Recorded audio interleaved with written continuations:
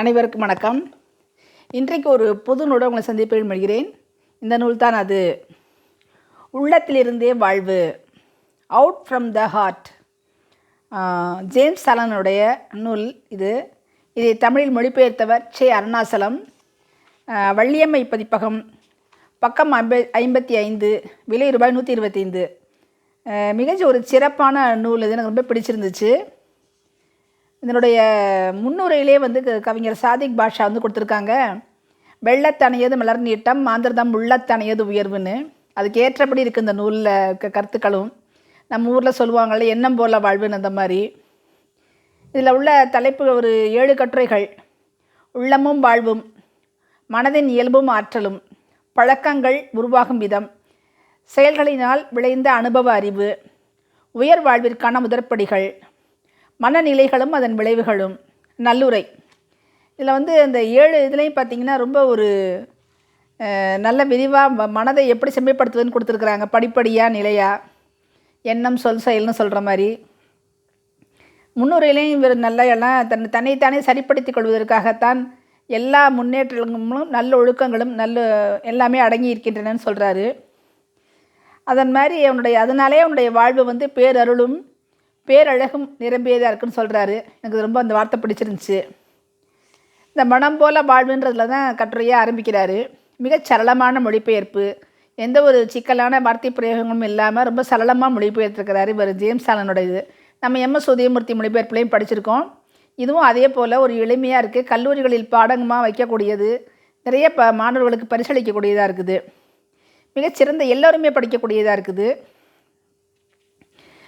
எண்ணங்கள் தான் நம்முடைய செயல்கள். எண்ணங்கள் சொல்லாகவும் சொல் செயலாகவும் மாறுது. அதனால் நம்ம நம்முடைய எண்ணங்களையும் சொல்லையும் செயல்லையும் கவனமாக இருக்கணும். மனதிலிருந்து தான் வாழ்வு புறப்படுது அப்படின்னு சொல்கிறாரு. அந்த மனதிலிருந்து நம்ம பாதையை தேர்ந்தெடுக்கணும் அப்படின்னு சொல்லி. மனதின் இயல்பும் ஆற்றலும், நம்ம வாழ்வை ஆட்டி வைப்பது மனம்தான். சூழ்நிலைகளை உருவாக்குவது, வடிவமைப்பது எல்லாமே நம்ம நல்லதாக நடந்தாலும் தீயதாக நடந்தாலும் எல்லாத்தையும் உருவாக்குறது மனம்தான். மனமே சூழ்நிலை எண்ணங்களை சிக்கலாக்குவதன் மூலம் அந்த சூழ்நிலையை கடினமாக நமக்கு எதிர்மறையாக ஆக்கவும் முடியும், நேர்மறையாக ஆக்கவும் முடியும்னு சொல்கிறாங்க. நம்ம நினைக்கிற புற சூழ்நிலைகள் தான் துன்பத்துக்கு காரணம்னு, புற சம்பவங்கள், அதில் நம்ம மனதில் எழுதக்கூடிய எண்ணங்கள் தான் அது காரணம்ன்றது நல்ல ஒரு வலிமையாக இந்த கட்டுரை புற நிறுவுறாங்க. நம்முடைய வளர்ச்சியும் வாழ்வும் நம்முடைய உள்ளிருந்தே புறப்படுதுன்னு சொல்கிறாங்க. அதனால் நம்முடைய மனதை எப்படி அழகாக திருத்தி வடிவமைத்து கொள்ளணும்னு சொல்கிறாங்க. அதற்கு ஏற்றபடி பழக்கங்களை உருவாக்கும்னு சொல்கிறாங்க. அந்த பழக்கங்களை உருவாக்கும் விதம் எல்லாமே நம்ம மனநிலை தான். கோபம், துக்கம், இந்த மாதிரி அமைதி, எல்லாமே கோபம், மகிழ்ச்சி, எல்லாமே சொல்கிற துக்கம், மகிழ்ச்சி, கோபம், அமைதி எல்லாமே மனநிலைகள் தான்.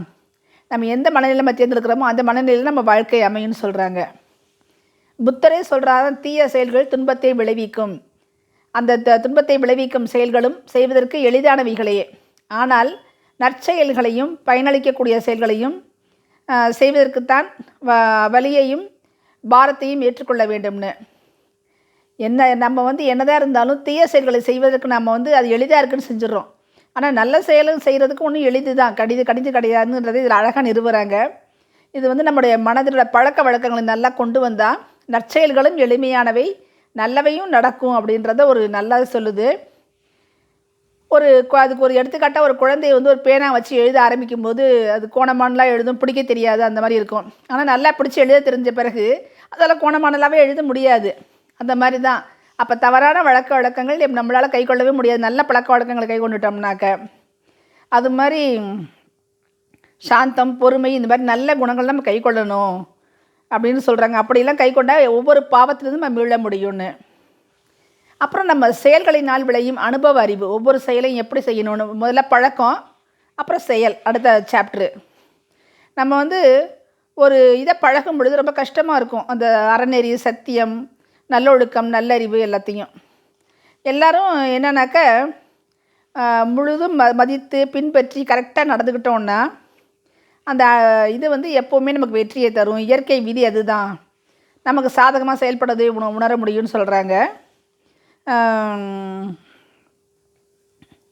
யாருமே வந்து போதனை செய்யாமல் கட்டாயப்படுத்தி செய்ய வைக்கிறாங்க. ஏன் அப்படி கட்டாயப்படுத்தி செய்ய வைக்கிறாங்கன்னா, பழக்கத்துக்கு வந்த பிறகு தன்னாலேயே நம்ம அந்த பழக்கத்துடைய நன்மைகளை உணர்வோன்றதுக்காக தான் எந்திரி, பாயை சுற்றி வை, பல்லு தேயி, குழியம்னு ஒவ்வொன்றா நமக்கு சொல்லி வளர்க்குறாங்க. படி, காலம்புரை எந்திரிச்சோன்னே பாடம் படி, ஸ்கூல் போயிட்டு வந்தோன்னே பாடம் படி, சாயந்தரம் கொஞ்சம் நேரம் விளையாடுன்னு. அந்த எந்த பழக்கமும் சாமி கும்பிடு அந்த மாதிரி ஏதாவது ஒரு பழக்கம்னு வச்சுக்கோங்க. அந்த மாதிரி டயத்துக்கு சாப்பிட்ணும் இந்த மாதிரி. ஏன்னா இந்த பழக்கங்களை கொண்டு வந்துட்டு அது மனசில் படிஞ்சு அது ஒரு நல்ல விளைவுகளை அதுக்கப்புறம் அதுக்குள்ளே என்ன நல்ல விளைவுகள்ன்ற நம்மளே புரிஞ்சுக்கோன்றாங்க. உயர் வாழ்விற்கான முதல் படிகள் இது வந்து எவ்வாறு எட்டப்படுகிறதுன்னு இதில் நிறைய இந்த சாப்டர் ரொம்ப பெருசு நல்லா சொல்லியிருக்காங்க. இதில் உடலால் செய்யக்கூடியவை, மனதால் செய்யக்கூடியவை. அப்புறம் நம்ம வந்து 3 பாடங்கள். 3வது மனப்பான்மையை ஒழுங்குபடுத்தி கொள்வது. நம்ம வந்து நீக்கப்பட வேண்டிய, கடந்து வர வேண்டிய தீய ஒழுக்கங்கள்னு சொல்கிறதுல ஒரு 10 விஷயங்கள் சொல்கிறாங்க. முதல் பாடம் வந்து உடம்பை ஒழுங்குபடுத்துவது. அதில் வந்து நம்ம சுறுசுறுப்பு இல்லாமல் சோம்பாலாக இருக்கிறது, அலட்சிய போக்கு, கவனக்குறைவாக இருக்கிறது. 2வது வந்து அளவற்ற நுகரும் தன்மை, சுயநலமாக இருக்கிறது, நிறைய விஷயங்களை ரொம்ப சாப்பிட்றது, ரொம்ப தூங்குறது, அந்த மாதிரி. அது மாதிரி 2வது நாவடக்கம், 2வது பாடம். அதில் வர்றது என்னென்னா நிறைய சொல்கிறாங்க. புறம் பேசுவது, புரளிகளை பரப்புவது, வீண் பேச்சு, அடுத்தவங்களை புண்படுத்துறது, அவமானப்படுத்துறது, அன்பற்ற வார்த்தைகள் சொல்வது, பொறுப்பற்ற, தரக்குறைவான, அவமரியாதையான சொற்கள், வீண்பழி, குற்றம் குறை, மிகைப்படுத்தி கூறுவதுன்னு. 3வது பாடம் என்னென்னா மனப்பான்மைகளை ஒழுங்குபடுத்தி கொள்வதுன்னு. தன்னலம் கருதாமல் கடமைகளை நிறைவேற்றுவது. அதில் வந்து என்னன்னாக்க மொத்தம் 10 படிகள். தன்னலம் கருதாமை, நியாயம் தவறாமை, அளவற்ற மன்னிக்கும் தன்மை. இது அவ்வளவையும் விவரித்து சொல்கிறாங்க. எப்போ பார்த்தாலும் சோம்பேறித்தனமாக இல்லாமல் சுறுசுறுப்பாக இருக்கணும். அப்புறம் எப்பவும் தன்னை போனியாக இருக்காமல் சுயநலமாக, தன்னை பேணியாக இல்லாமல் மற்றவங்களுக்கும் எல்லாமே வேணும், எல்லாம் பண்ணணும். அது மாதிரி மன தூய்மை எதனால் உண்டாகும்னா, உணவின் மீது ஆசையை குறித்து கிடைத்ததை சாப்பிட்டு எதுலேயுமே அளவோட தூக்கம், உணவு, எல்லா விளையாட்டு எல்லாத்துலேயும் கேளிக்கை எல்லாத்துலேயும் அளவோட இருக்கணும்னு. இது வந்து இந்த நற்பண்புகளுடன் பேசுவதுன்னு ஒன்று கொடுத்துருக்குறாங்க. அது வந்து அந்த நட்பண்புகளில் 5 உட்பிரிவு இருக்காருன்னா, புறங்கூறுதல் விடுதல், இல்லாததை பொல்லாத சொல்லக்கூடாது, அவதூறு சொல்லக்கூடாது, குற்றங்குறையை சொல்லக்கூடாது, தரக்குறைவாக பேசக்கூடாது, கொடூரம் குணமாக இருக்கக்கூடாது, உண்மையற்ற தன்மை, பாசாங்கு இதெல்லாம் இருக்கக்கூடாது. இது மாதிரி இல்லாமல் உயரிய வாழ்வுடன் புறங்கூறுதலை விட்டுவிடுவான். அந்த மாதிரி அது விட்டுவிட்டு நம்முடைய விழிப்புடனும் கவனத்துடனும் நல்ல வார்த்தைகள் மட்டுமே பயன்படுத்தி பேசி, தன்னை அறியாமல் கூட அனாவசியமாக தேவையில்லாத சொல்லோ, ஒரு அடுத்தவங்கள ஒரு இடத்துக்கோ இதுக்கோ தேவையே இல்லாத ஒரு சொல்லோ அல்லது அவதூறோ, புரணியோ, வீண் பழியோ எதுவுமே சொல்லாமல் இருக்கணும். அது அப்படி இருக்கும்போது சீர்கட்ட எண்ணங்கள் கடந்துரும். அதாவது நாவடக்கம் வேணும்னு சொல்கிறாங்க. அந்த நாவடக்கம் இருந்தாலே மனதில் நல்ல எண்ணங்கள் தோன்றும். நல்ல எண்ணங்கள் தோன்றும்போது நம்ம நல்ல நிலையை நோக்கி போவோம்னு சொல்கிறாங்க. இந்த மாதிரி தரக்குறைவான வார்த்தை, பொறுப்பற்ற பேச்செல்லாம் பேசாமல் இருக்கணும். அப்படி பேசாமல் இருந்து நம்ம நற்பண்புகளை வளர்த்து கொண்டாலே நமக்கு வந்து மதிப்பு மரியாதையும் அதிகரிக்கும் அப்படின்னு. அது மாதிரி குற்றம் குறையை கண்டுபிடிச்சி விமர்சிச்சுட்டே இருக்கக்கூடாது யாரை பார்த்தாலும். நம்ம வாழ்க்கையே கொஞ்ச காலம்தான். அதில் வந்து நம்ம வந்து துக்கங்களையும் சோகங்களையும் முணுமுணுத்துக்கிட்டே இருக்காமல் நல்லதையே பார்க்க கற்றுக்கணுன்றாங்க. அப்புறம் உடம்புக்கு, அதாவது உள்ளத்தாலும் மனதாலும் வரக்கூடிய தீமைகள் தான் உடம்பாலும் நாவாலும் வெளிப்படுகின்றன. 2ஐயும் கட்டுப்படுத்தணுன்றாங்க. அது மாதிரி இந்த மன்னிக்கும் மனப்பான்மை, அப்புறம் வந்து தன்னலமற்ற தன்மை, நியாயமாக நடக்கிறது, தன்னலமற்ற தன்மை, நியாயமாக நடக்கிறது, மன்னிக்க மனப்பான்மை. இது 3ம் கடைசிப்படியாக முக்கியமாக அதை நம்ம கடைப்பிடிக்கணும்னு சொல்கிறாங்க. இப்படி சொல்லக்கூடிய இதில் வந்து பார்த்திங்கன்னா கடைசி வரைக்கும் வரும்போது நம்முடைய மனதை செப்பனிடம், எண்ணம் சொல் செயலில் செப்பனிட்டோம். அடுத்து நம்ம அந்த மனநிலையில் திரும்ப அந்த மனநிலையும் அதன் விளைவுகள்னு ஒன்று வருவோம். அதில் வந்து நம்ம என்னென்ன மனநிலை வச்சா என்னென்ன விளைவுகள் ஏற்படும் அப்படின்றாங்க. தீய விளைவுகள்னால் பகைமையாக இருந்தால் என்ன ஏற்படும்? அதுக்கு காயம் ஏற்படும். பகைமை, காம வேட்டைனா புத்தி மழுங்குதல், பேராசைன்னா பயம், மனக்கலக்கம், ஆணவம், அவமானம்னா அவமானம், வீண் ஆரவாரம்னா மன உளைச்சல், கண்டனம், யாராவது கண்டனம் செஞ்சுட்டே இருந்தோன்னா பிறரிடமிருந்து வரும் அடக்குமுறை, கேடுகட்ட எண்ணங்கள்னால் தோல்விகள், தொந்தரவுகள், பேராசையுடன் கூடிய தன்முனைப்புன்னா பிறரை கருத்திக்குள்ளாத இந்த சுயநலத்தன்மை, மனம் மந்தமாவதுன்னு உடல் நலம் குறைவது, மறதி ஏற்படுவது, கோபம் வந்தால் ஆற்றல் குறைஞ்சு போயிடும், ஆசை ஏற்பட்டால் புல இன்பங்களுக்கு அடிமையாயிருவோம். இதெல்லாம் இல்லாமல் இதெல்லாத்தையும் நன்மை நமக்கு கிடைக்கக்கூடிய நன்மையவையெல்லாம் நிராகரித்து விடும். ஆகையால் இவற்றையெல்லாம் செய்யாமல் சரியான மனநிலைகள் என்ன நம்ம கை கொள்ளணும்னா நமக்கு சக்ஸஸ் கிடைக்கும்னா, நல் விளைவுகள் ஏற்படணும்னா அன்பு கொண்டால் இதமான சூழ்நிலை ஏற்படும். பரிசுத்தம், அது கடவுளோட அருளே துணை இருக்குன்றாங்க.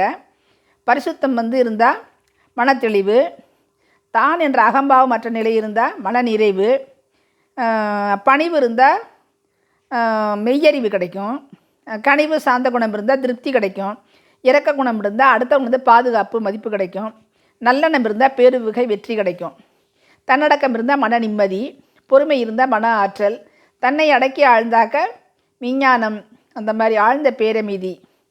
இது சக்தி வாய்ந்த நிலையாக சொல்கிறாங்க. இந்த நிலைகளை நாம் மனதுக்கு பயிற்சி கொடுத்து மனதை பழக்க வேண்டும். அப்படி பழக்கணுன்னா நம்ம மேன்மையானவனா, வலிமையானவனா, சிறந்தவனா ஒவ்வொரு நாளும் தன்னை வளர்த்து கொண்டு வந்தால் பேரருள் நிறைந்து நம்முடைய வாழ்க்கை பூரா எல்லாமே பேரழகாக ஒளிவிடும் சொல்கிறாங்க. அதுக்கடுத்து நல்லுரையில் முடிக்கிறாங்க. இதை எல்லாம் பேரழகும், அதாவது நம்முடைய எண்ணங்களால், வேண்டாத எண்ணங்களால் கஷ்டப்பட்டவங்களும் நம்ம தான், நல்ல எண்ணங்களால் திருத்தி அமைச்சுக்கிட்டவங்களும் நம்ம தான், எல்லாமே நம்ம தான். அந்த பேரழகும் பேரானந்தம் நிறைந்த வாழ்வினை வாழ நம்ம தயார்படுத்திக்கணும். நல்லொழுக்கம் என்னும் வாசல் கதவின் வழியாக அந்த உயர் வாழ்வை அறிந்து கொள்ளுங்கன்னு சொல்கிறாங்க. அதிகாலையில் எழுந்திருக்கிறது, ஒவ்வொரு நாளையும் கட்டளைக்கு கீழ்ப்பணியும் உடம்போடு மனதை தொடங்கணும். நம்ம படுத்துக்கிட்டே இருந்து யோசிச்சுக்கிறது, பேசுகிறது அதெல்லாம் இல்லாமல் எந்திரிச்சு உட்காந்து நம்முடைய வேலைகளை செய்யணும். படுத்துக்கிட்டே செய்கிறது ரொம்ப சோம்பேறித்தனம்னு ரொம்ப நிறைய சொல்கிறாங்க. இதில் தூண்டுதல்கள், இச்சைகள்லாம் கடந்து நம்ம வாழ்க்கையில் வரணும். அதாவது ஒரு இறை நூல்களை படித்தல், அந்த பழக்க வழக்கங்களை பின்பற்றுதல், அப்படிலாம் இருந்து பண்ணுறது ஒரு விதமான இதுன்னா தவநெறினா, எண்ணம் சொல் செயலில் மேன்மையானதை சிந்திக்கிறதும் ஒரு நல்ல ஒரு மனதை பயிற்றுவித்து மேலே வருவதும் ஒரு நல்ல ஒரு சிறந்த ஒரு செயல்னு சொல்கிறாங்க. அதுதான் மாசில்லாத தன்மை, மெய்யறிவு எல்லாம் கொடுக்கணும்.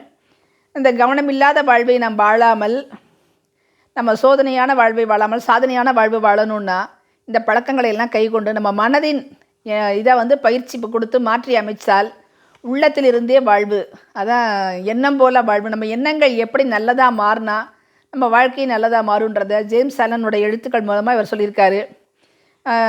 அதனால் விளையும் இன்பமும் துன்பமும் நம்ம மேல்நிலைக்கு அழைத்து செல்லும் படிக்கட்டுகள்னு சொல்கிறாரு. நம்மிடம் சிறகுகள் இல்லை பறந்து செல்வதற்கு, ஆனால் கால்கள் இருக்கின்றன மேலே ஏறுவதற்குன்ற லாங்ஃபெல்லோவோட கருத்தோடு அதை முடிக்கிறாரு. மிகச் சிறப்பான ஒரு நூல், நல்லா இருக்குது. கல்லூரி பள்ளிகளில் மாணவர்களுக்கு பரிசளிக்கலாம், திருமண வீடுகளில் பரிசளிக்கலாம். நல்ல நம்பிக்கை தரக்கூடிய நூல். மிகச் சிறப்பான நூலை மொழிபெயர்த்ததற்கு அருணாசலம் அவர்களுக்கு நன்றி. ஜேம்ஸ் ஆலனுடைய கருத்துக்களை மிகச்சிறந்த ஒரு இதாக அழகாக நல்ல ஒரு எசன்ஸாக எடுத்து கொடுத்துருக்குறாங்க. மிகச் சிறப்பான நூல். நன்றி.